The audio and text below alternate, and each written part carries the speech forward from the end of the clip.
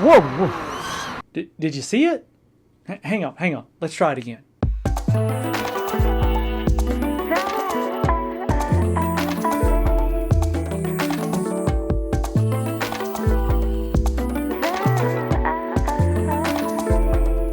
Okay, now if you want to know how to slow things down so that you can catch those moments, hang tight and I'm going to show you.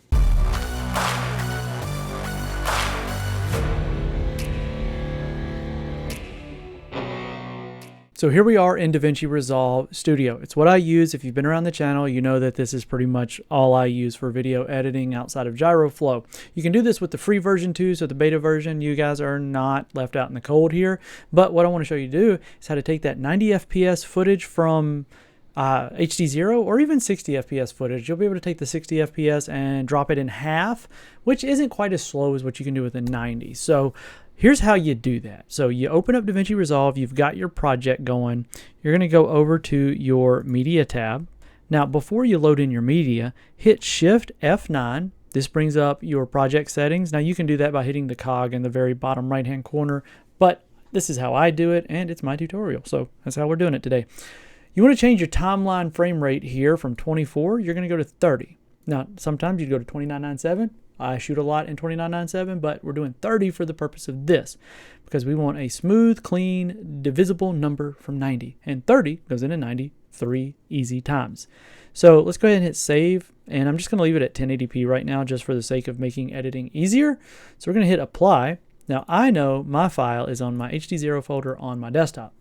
This is the file that we used for the opening. So when we opened it up, notice how when I dropped it down here, it says change project frame rate. You may be tempted to hit change right here. Don't do that. Leave it alone. Make it say do not change. Don't change because I want my timeline to stay at 30 FPS. But Keith, 30 FPS and 90, it doesn't match up. Hold your horses. I'm going to show you real quick.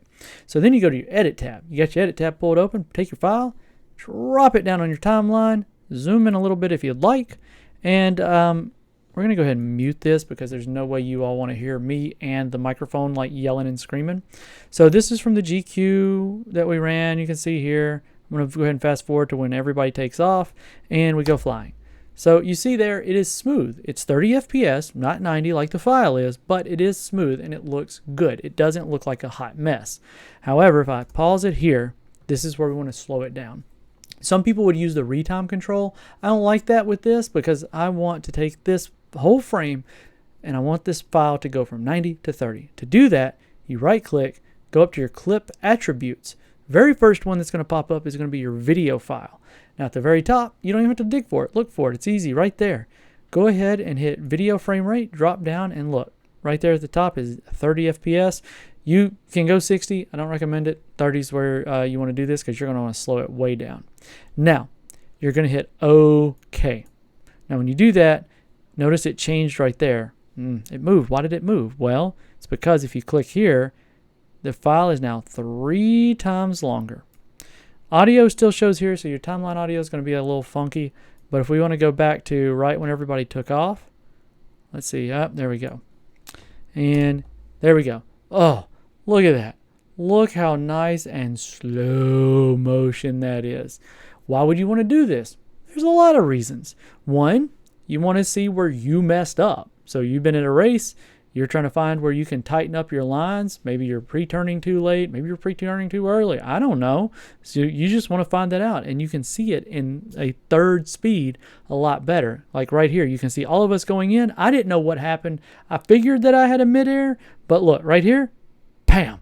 Clear as day, I hit bird. Sorry, bird. You were doing your thing. I was just, I don't know. I guess I came in a little hot. But I pulled myself out of the race. Point being, you can go back and do that. Look at it. Find out where you made the error. Because you know what? You can say that, oh, something messed up, but you're probably going to find out you made an error.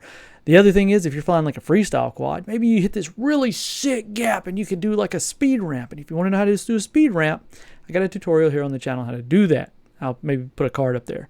But the point being, it just should help you see a little bit more into what you're doing on the track or out in the field or in a bando or however you're flying. Just gives you a little flexibility. So I hope this helped you. If it did, let me know down in the comment section below. If I went too quick, let me know. If I went too slow, let me know. Either way, just let me know. Okay, like and subscribe. You know all that jazz. And you know what? I'll hit you in the next one because I'm packed up. I'm headed to the MultiGP International Open. So I'll catch you after I get back.